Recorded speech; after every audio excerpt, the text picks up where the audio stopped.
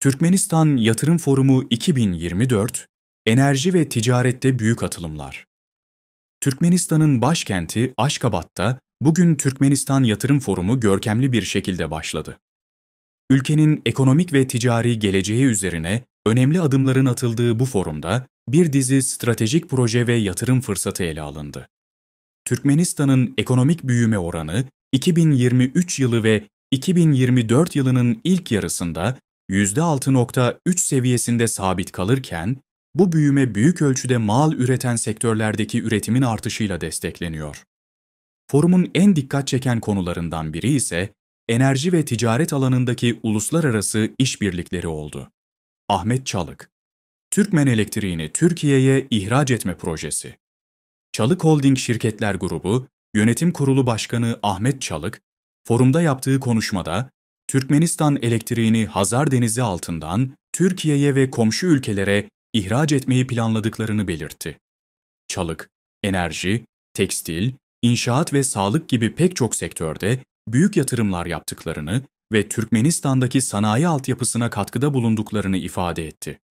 Ayrıca Türkmenistan, Afganistan, Pakistan, Hindistan yani TAPİ doğalgaz boru hattı ve Türkmenistan, Afganistan, Pakistan elektrik hattı projelerine katılım sağlamaktan gurur duyduklarını dile getirdi. Ekonomik büyümede önemli rakamlar, 9 milyar 900 milyon dolarlık ticaret hacmi.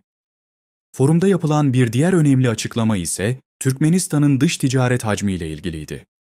Türkmenistan Maliye ve Ekonomi Bakanı Serdar Jorayev, 2023 yılı sonu ve 2024 yılının ilk yarısında dış ticaret hacminin 9 milyar 900 milyon doları aştığını belirtti.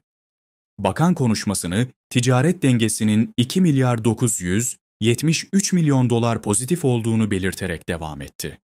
Bakan Jorayev, ülkenin sanayi payının son 2 yılda %3,8 oranında artarak gayri sahi milli hasılada %33,1'e ulaştığını belirtti. Bu büyüme, özellikle yüksek teknoloji ve inovasyona dayalı sektörlerin gelişimiyle sağlandı. Afganistan projeleri hızla ilerliyor. Forumda video konferans aracılığıyla konuşan Türkmenistan Cumhurbaşkanı Serdar Berdimuhamedov, Türkmenistan, Afganistan, Pakistan, Hindistan doğalgaz boru hattı projesi ve Türkmenistan, Afganistan, Pakistan elektrik hattı gibi önemli projelere dikkat çekti. Cumhurbaşkanı, bu projelerin ülkeler arasındaki işbirliğini güçlendireceğini ve bölgedeki enerji ihtiyacını karşılayacağını belirtti.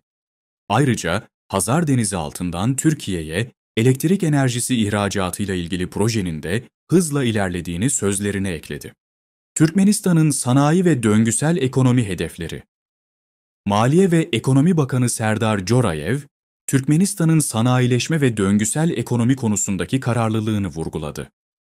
Yüksek teknolojiye dayalı, bilimsel temellere sahip sektörlerin geliştirilmesi ve sanayi inovasyon modeline geçiş sürecinin hızlandırıldığını belirten Jorayev, dijital ekonomi ve sürdürülebilir kalkınma için yapılan yatırımların önemini vurguladı.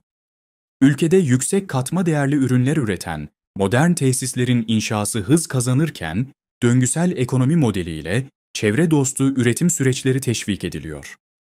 Atavatan Medya grubunun da katıldığı Türkmenistan Yatırım Forumu, ülkenin ekonomik kalkınması ve uluslararası yatırım fırsatları açısından büyük önem taşıyor.